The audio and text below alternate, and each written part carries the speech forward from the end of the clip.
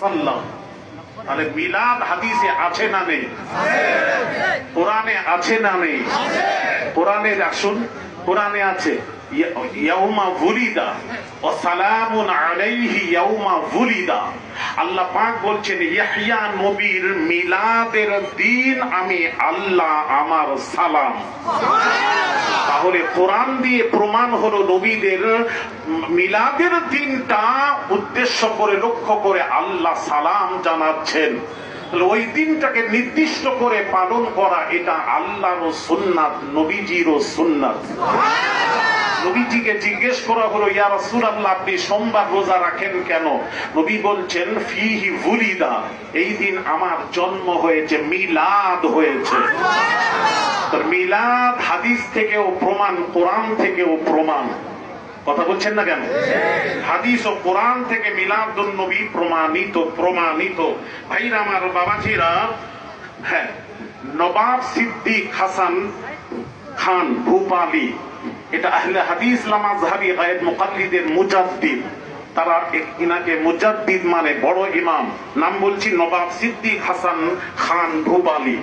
উনি লিখছেন মিলাদুন নবী বারি রবিউল আউয়াল, মিলাদুন নবীতে তোমরা খুশি মানাও, খুশি করো, আনন্দ করো।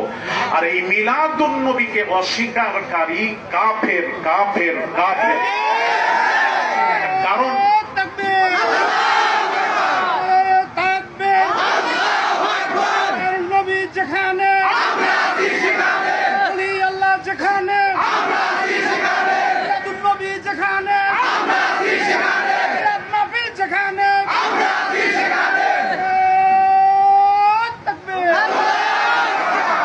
আল্লাহ পাক কোরআন পাকে বলছেন কুল হুয়াল্লাহু আহাদ আল্লাহুস সামাদ, ও আল্লাহ এক, আল্লাহ বেনিয়াজ, আল্লাহুস সামাদ, আল্লাহ বেনিয়াজ, কারোর মুখাপেক্ষী নন।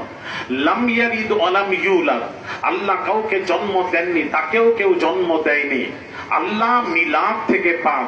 আর রাসূল পাক সাল্লাল্লাহু আলাইহি সাল্লামের মিলাদ হয়েছে তো রাসূল মায়ের পেট থেকে দুনিয়ায় আগমন করেছেন, আগমন করেছেন। যখন আগমন করেছেন আল্লাহ তাআলা ফেরেশতা পাঠালেন, যা ফেরেশতা আমিনার ছাদের উপর, আমিনার ঘরে চলে যাও। ফেরেশতারা আগমন করেছেন রাসূলের মিলাদের খুশিতে, ফেরেশতাদের আগমন হয়েছিল। আল্লাহ আসমানে নক্ষত্রকে বললে নক্ষত্র আমিনার ছাদের উপর তোমরা নেমে যাও। সমস্ত নক্ষত্র আমিনার ছাদের উপর নেমে এসে টিম টিম করে জ্বলছে, মুস্তাফার মিলাদ হচ্ছে। তারপর কোরআনে আছে ওয়াইদা খাযাল্লাহু মিসাকান নাবিয়্যিন লামা আতাইতুকুম মিন কিতাবিন ওয়া হিকমা সুম্মা জাআকুম রাসূলুন মুসাদ্দিকুন লিমা মা'আকুম লাতু'মিনুন্না বিহি ওয়া লাতানসুরুন্না ক্বালা আ'আকরারতুম ওয়া আখাযতুম আলা যালিকুম ইসরি ক্বালু আকরারনা ক্বালা ফাশহাদু ওয়া আনা মা'আকুম মিনাশ শাহিদিন। কোরআনেও মিলাদ, আল্লাহ নবীর মিলাদ করেছেন আসমানে। জোরে বলুন। তাহলে মিলাদ আছে না নেই? আছে। ভাইরা আমার, বাবাজিরা, এই মিলাদ সম্পর্কে আপনাকে বলি। তাহলে একটা আয়াতে কারিমা সূরা মায়েদার একটি আয়াতে কারিমা নাযিল হওয়ার দিন যদি, অবতীর্ণ হওয়ার দিন যদি মিলাদের দিন হয়, আদম নবীর পয়দাইশের দিন, ফিহি খুলিকা আদম, আদম নবীর পয়দাইশের দিনটা হলো মিলাদ, ঈদের দিন। তাহলে যে নবীর ওসিলায় আদম নবী সৃষ্টি, যে নবীর ওসিলায় আদম নবীর তওবা কবুল, আল্লাহুম্মা গফির লি ওয়া তাকাব্বাল তাওবাতি বিহাক্কি মুহাম্মাদিন নবী আখিরিজ জামান, রাওয়াহুল বাইহাকি, বাইহাকি শরীফের হাদিস।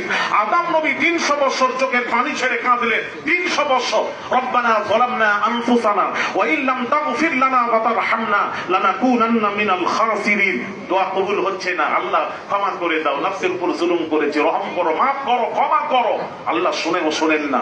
আদম নবী 300 বছর পর গিয়ে বলছেন আল্লাহুম্মা গফির লি ওয়া তাকাব্বাল তাওবাতি বিহাক্কি মুহাম্মাদিন নবী আখিরিজ জামান। আল্লাহ আখির জামানার পয়গম্বর জনাবে মুহাম্মদ রাসূলুল্লাহ সাল্লাল্লাহু আলাইহি ওয়াসাল্লামের ওসিলায় তুমি আমার তওবাকে কবুল করো, আমার খাতা ক্ষমা করে দাও।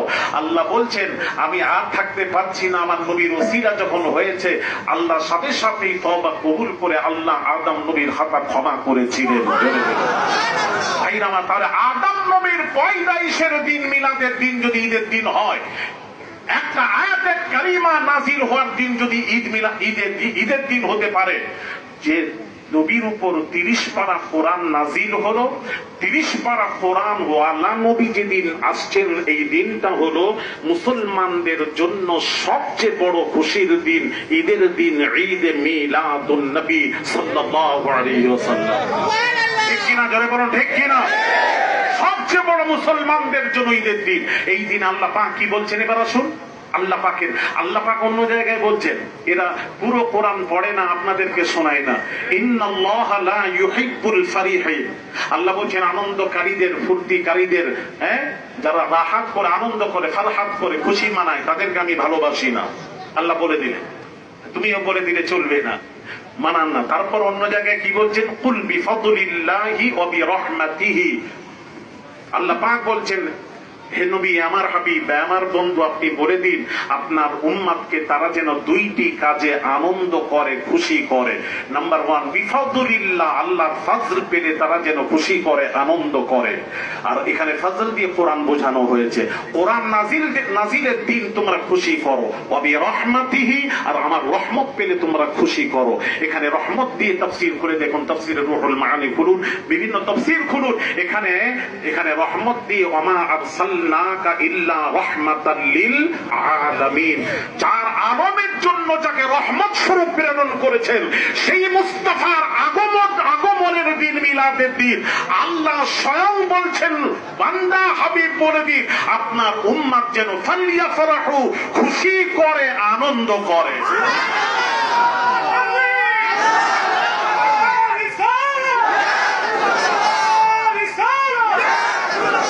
এবার আসুন, কোরআন থেকেও প্রমাণ, আল্লাহ আমাদের খুশি করতে বলেছেন কিনা? একটু জোরে বলুন, বলেছেন কিনা? আচ্ছা, এবার আনন্দ খুশি করলে লাভটা কি আছে? প্রশ্ন আমরা যে করছি, এতে কোনো লাভ আছে? লাভ যেখানে নেই আমরা নেই, আর লাভ থাকলে আমরা আছি। তোমরা এক শ্রেণী যারা বোঝে না, তারা তো বের হয় না, তারা বিরোধিতা করে। ভালো লাগে না, বিরোধিতা করবেন না, অনুরোধ করছি, ভালো লাগে না, বিরোধিতা করবেন না। ঠিক কিনা? জোরে বলুন ভাইরা আমার, বাবাজিরা। এবার আমরা যে করছি, মানে লাভটা কি আছে আমি একটু শোনাবো, আপনারা শুনবেন একটু। লাভ শোনেন, হাদিস শরীফ নোট করুন, ওরা আমাদেরকে বলছি, নোট করুন। وذكر السهيلي أن العباس قال لما مات أبو لهب رأيته في منامي بعد حول في شد حال فقال ما لقيت بعدكم راحة إلا أن العذاب تخفف عني كل يوم اثنين قال وذلك أن النبي صلى الله عليه وسلم ولد يوم الاثنين وكانت ثويبة بشرت أبا لهب بمولده فأعتقها رواه البخاري كتاب النكاح باب وأمهاتكم اللاتي أرضعنكم। বুখারী শরীফের হাদিস পড়লাম। এই হাদিসের ব্যাখ্যায় কে বলছেন? বদরুদ্দিন আইনি, ইমাম বদরুদ্দিন আইনি। বুখারীর শারহ উমদাতুল কারীর মধ্যে বদরুদ্দিন আইনি হুজুর লিখছেন বুখারী শারহ। আর ইমাম বাবাজি ফাতহুল বারীর মধ্যে ইমাম ইবনে হাজার আসকালানী রাহমাতুল্লাহ আলাইহি ফাতহুল বারীর মধ্যে ব্যাখ্যা করেছেন। কি ব্যাখ্যা করেছেন? এই হাদিসে যেটা বললাম, হযরত আবু লাহাবের মৃত্যুর 1 বছর পর আব্বাস রাদিয়াল্লাহু তাআলা আনহু স্বপ্ন যোগে দেখে জিজ্ঞেস করছে, ভাই আবু লাহাব, কি অবস্থায় আছো? আবু লাহাব বলছেন, আমার কষ্টের কথা বলতে পারবো না, চতুর্পাশে আমাকে কবর কষ্ট দিচ্ছে, আগুন কষ্ট দিচ্ছে, আর আযাব হচ্ছে আমার। তবে প্রতি সোমবার যখন আসে, প্রতি সোমবার, কুল্লা ইয়াউমি ইথনাইন, প্রতি সোমবার যখন আসে, আমার 2 আঙ্গুল থেকে পানি বের হয়। পানি বের হলে আমি পানি পান করলে আযাব তাখফিফ হয়, আযাব হালকা হয়। তুখাফফাফু আন্নি কুল্লা ইয়াউমি ইথনাইন, আমার আযাবটা হাতটা একটু হালকা হয়। কিসের জন্য আবুল আহাব? না, আমি আমার বাদী শুআইবাকে বলেছিলাম মুহাম্মদ আব্দুল্লাহর ঘরে যখন মুহাম্মদ সাল্লাল্লাহু আলাইহি সাল্লামের মিলাদ হবে আমাকে জানাবে, সংবাদটা দেবে। যেই রাসূল পাক সাল্লাল্লাহু আলাইহি ওয়াসাল্লাম বারি রবিউল আউয়াল সুবে সাদেক দুনিয়ায় আগমন করলেন, বাদী শুআইবা ছুটে এসে আবুল আহাবকে শোনাতে, আবুল আহাব খুশিতে, ভাইপোর খুশিতে, রাসূলের খুশি নয়, ভাইপোর মুহাম্মদ ইবনে আব্দুল্লাহর খুশিতে আনন্দে আত্মহারা হয়ে দুই আঙ্গুলের ইশারার দ্বারায় বাদী শুআইবাকে আজাদ করে দেয়। আজাদ করার কারণে আল্লাহ রব্বুল আলামিন একটা কাফের, ইমাম বুখারী বলেছেন, কাফের যদি মারা যায় ফি নারি জাহান্নামা খালিদান ফিহা, হামেশা হামেশা তার ঠিকানা জাহান্নাম।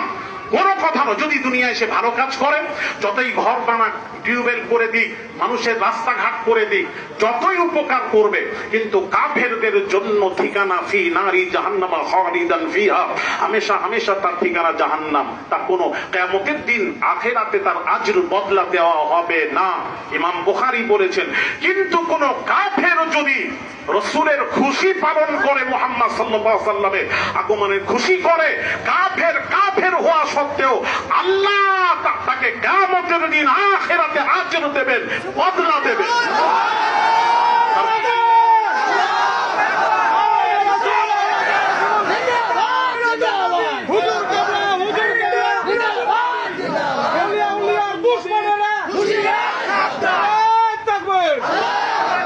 আবুল আহাব যদি কাফের হয়, মুহাম্মদ সাল্লাল্লাহু আলাইহি ওয়াসাল্লামের মিলাদের খুশিতে, মুহাম্মদ মনে করে খুশিতে যদি আনন্দ করার কারণে, খুশি করার কারণে তার যদি প্রতি সোমবার গোরাজাত মাফ হয়, নবীর প্রেমিক আশিকগণ যদি নবীর মুহাব্বতে জশ্নে জুলুস করে, নবীর মুহাব্বতে খরচা করে, খুশি করে, আনন্দ করে, আল্লাহ তাআলা চিরতরের গুনাহ আল্লাহ ক্ষমা করে দেন। আসুন, শেরে খোদা আলী কাররামাল্লাহু ওয়াজহু তিনি বলছেন, পাক পাঞ্জেতানের মধ্যে শেরে খোদার কথা শুনি, আমরা পৃথিবীর অন্য মৌলবীর কথা শুনতে চাই না। শেরে খোদা বলছেন, ক্বালা আলী রাদিয়াল্লাহু আনহু ওয়া কাররামাল্লাহু ওয়াজহা, মান আযযামা মাওলিদিন নবী সাল্লাল্লাহু আলাইহি ওয়াসাল্লাম ওয়া কানা সাবাবান লিকিরাতিহি লা ইয়াখরুজু মিনাদ দুনিয়া ইল্লা বিল ঈমানি ওয়া ইয়াদখুলুল জান্নাতা বিগাইরি হিসাব। শেরে খোদা বলছেন, আলী শেরে খোদা কাররামাল্লাহু ওয়াজহু তিনি বলছেন, আল্লাহর নবীর মিলাদুন নবীর অনুষ্ঠান করলো, অনুষ্ঠানে অর্থ ব্যয় করলো, খুশি করলো, জশ্নে জুলুস করলো, মিছিল করলো। হযরত শেরে খোদা বলছেন, সে যখন মারা যাবে, আল্লাহ তাআলা আশিকদের, প্রেমিকদের, নবীর মুহাব্বতের মরনে ওয়ালা, মারনে ওয়ালা, জশ্নে জুলুস করনে ওয়ালাদের মৃত্যু হবে ঈমানি মৃত্যু। শেরে খোদা বলছে, লা ইয়াদখুলুল জান্নাতা বিগাইরি হিসাব, সে যখন মারা যাবে আল্লাহ বিনা হিসাবে আল্লাহ তাকে জান্নাত দান করে দেবে। তাহলে ঈদ মিলাদুন নবী পালন করবেন তো? আরেকটু জোরে। জুলুস করবেন তো? অন্য নবীদের যুগেও জুলুস ছিল, এরা বলছে নাকি 500 বছর 600 বছর আগে জুলুস। অন্য নবীর মানে তার বাবাজি জামানায় জুলুস ছিল, কোরআন দলিল, কোরআন আলী আসগর হুজুর দলিল আছে, জি হ্যাঁ কোরআন দলিল। ফালাম্মা দাখালু আলা ইউসুফ আওয়া ইলাইহি আবাওয়াইহি ওয়া ক্বালা দখুলু মিসর ইনশাআল্লাহু আমিনিন। এর তাফসীর আছে অনেক, তাফসীর করুন, তাফসীরে তাবারি, কুরতুবী, বিভিন্ন তাফসীর খুলে দেখবেন এই আয়াতের। অন্য ইউসুফ নবী মিশরে যখন বাদশা হলেন, ইয়াকুব নবী তার সাক্ষাৎ করতে যাচ্ছেন, 4000 সৈন্য ঠান্ডা হাতে নিয়ে তাকে রিসিভ করার জন্য এগিয়ে আসছেন, জুলুস করে এগিয়ে আসছেন। আল্লাহ ফারিস্তা পাঠালেন, ফারিস্তা এসে ইয়াকুব নবীকে বলছেন, আকাশের দিকে তাকিয়ে দেখুন, হাজার হাজার লাখ লাখ ফারিস্তারা আপনার আগমনে তারাও খুশি করছে, আনন্দ। তাহলে খুশি করা, আনন্দ করা যুগে যুগে ছিল। বাবাজি হযরত সাবরিউল্লাহ মুহাদ্দিস দেহলভী রাহমাতুল্লাহ আলাইহি ফয়ুজুল হারামাইনের মধ্যে লিখছেন, আমি মক্কা শরীফ, অনেকেই বলে মক্কা শরীফে জশ্নে জুলুস হয়নি। আপনারা জানেন না হয়নি কত বছর, তাকে জিজ্ঞেস করবেন। 100 বছর হয়নি বয়স, আর 1300 বছর হয়ে আসছে। কে বলছেন? সাবরিউল্লাহ মুহাদ্দিস দেহলভী রাহমাতুল্লাহ আলাইহি। সমস্ত শ্রেণীর উলামারা তাকে মানেন। তিনি কানা ইলমু শাহি ওয়ালি ওলিউল্লাহ রাহিমাহুল্লাহ বাহরান, শাহ ওলিউল্লাহ মুহাদ্দিস দেহলভীর ইলম সমুদ্র ছিল। তিনি বলছেন, আমি মক্কার মিলাদ ফয়জুল হারামাইনের মধ্যে লিখছেন, আমি মক্কার মিলাদুন নবী মজলিসে উপস্থিত ছিলাম। আসমান থেকে দুইটি নূর নেমে আসতে দেখলাম, একটা হলো জিকিরের নূর, আরেকটা হলো ফারিস্তাদের নূর। আব্দুল হক মুহাদ্দিস দেহলভী রাহমাতুল্লাহ আলাইহি এমন কোন আহলে হাদিস গায়ের মুকাল্লিদ মাযহাবী ফুরফুরাবি বেরেলি এমন কোন মানুষ নেই তাকে মানে না, আলেম ওলামা নেই মানে না। তিনি তার কিতাব আখবারুল আখিয়ারের মধ্যে লিখছেন, সবচেয়ে বেশি মিলাদুন নবীর মজলিসে আল্লাহর রহমত নাজিল হয়। আর একটু জোরে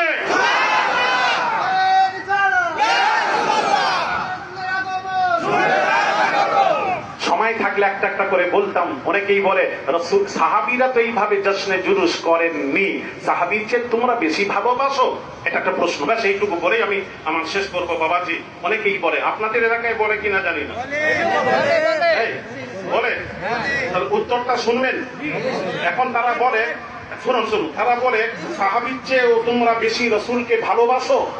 সাহাবীরা সবচেয়ে বেশি রাসূলকে ভালোবেসে, আমিও মানলাম, আমিও মেনে নিলাম। তাহলে সাহাবীরা তো জশ্নে জুলুস করেননি, আবু বকর, উমর, উসমান, আলী রাদিয়াল্লাহু তাআলা আনহুম আজমাইন তো করেননি। তোমরা তার থেকে বেশি মহব্বত দেখাচ্ছ। প্রশ্ন করলে উত্তরটা দয়া করে দেবে, ওই মুফতি হোক মৌলভী হোক তাকে বসিয়ে বলবে। হাদিসটা আমি বলি, হ্যাঁ, ক্বালা লি আল বুখারী মা ওয়াদা'তু ফি কিতাবিস সহিহ হাদিসান ইল্লা তাসালতু ক্বাবলা যালিকা সাল্লাইতু রাকাআতাইন ওয়া সাল্লাইতু রাকাআতাইন। ইমাম বুখারী লিখতে গিয়ে 16 বছর লেগেছিল। কত বছর?